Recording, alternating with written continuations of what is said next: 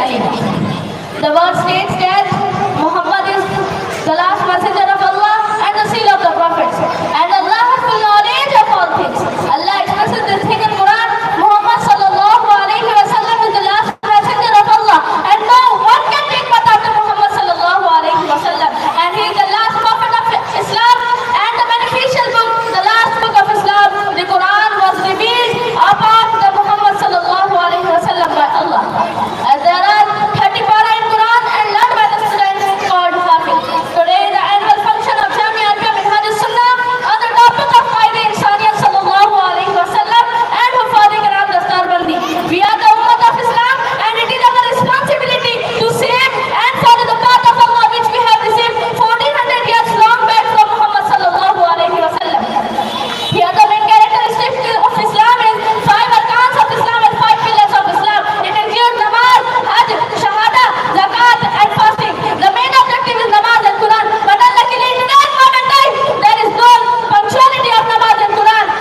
There is only the ulama who has responsibility to save Islam.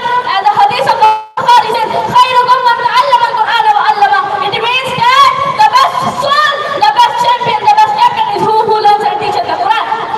If there is only the ulama responsibility to accept and obey the rules of Islam, no, it is responsible for every ummah of Islam, but cannot bother for our generations.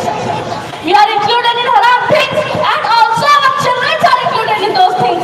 We have noticed the halal and haram in today's culture. There are many things that may make us ignore towards Islam. The solid example is mobile phones.